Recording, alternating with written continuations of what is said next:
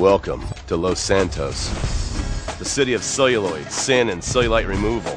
From dead starlets in Vinewood, to the gangbangers in Davis and Strawberry, and terracels in Chumash, to the drunken tourists in Del Perro Pier. It's time to take a look inside this cesspit of destroyed dreams, drug-addled degenerates, and deluded desperados that make up this great city of lights. Hi, I'm decorated FIB agent Stephen Haynes.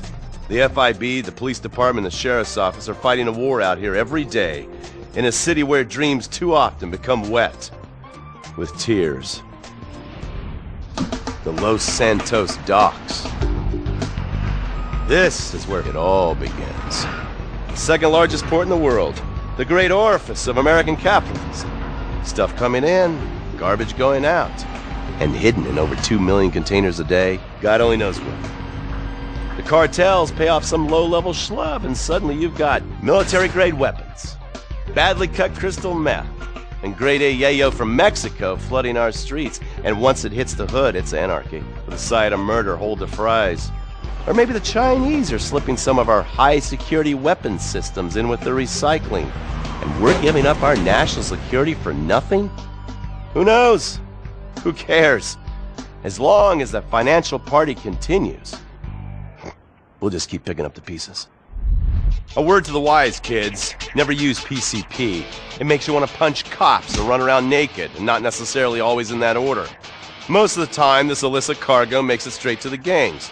But sometimes an ordinary Joe lets go and loses his shit after a pipe or two of pleasure dust.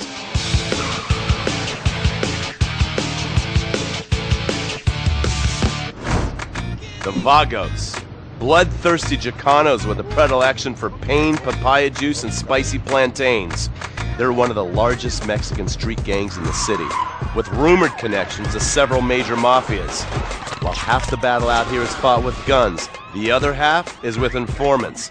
Sometimes you need to become the bad guys to bust the bad guys. All right, guys, let's go. When the ballas and the families aren't shooting each other, they're selling the dope that the junkies are shooting into their veins. The families love sports almost as much as they love banging.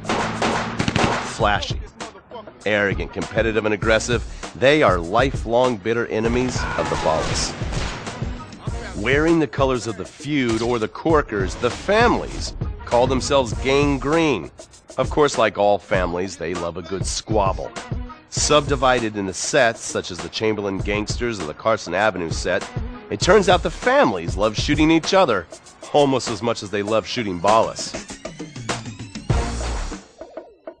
Now, the LSPD have had many run-ins with various family sets over the years. With the ballas, the FIB take a more community outreach approach. Hey guys, stay out of trouble now. Suck my Steve Haynes. Now the ballas fly the colors of the Los Santos Panic, or the Boers, purple, because they are the bruise on the face of this city. While some thugs obviously prefer 4 wheels, other desperados prefer 2. Leather, exhaust, and drugs. No, this isn't an exotic S&M party. These are one of the nation's toughest outlaw motorcycle gangs, the Lost. Rumors are they get a new tattoo for every person they stab, and it's definitely okay for your motorcycle mama to show her breasts to your friends. The FIB has been tracking the Lost for years. We've jumped from coast to coast and have spent more time in the Midwest than a tornado spotter.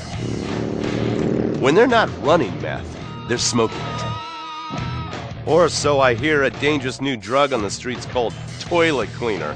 And believe me, your toilet will be cleaned after you've smoked some of it. Of course, Vinewood being Vinewood, it's not all about leathery dudes trying to show off on their motorbikes or roided-up gangbangers stuck in some 90s time warp. This is the town that made mass murder into nostalgia.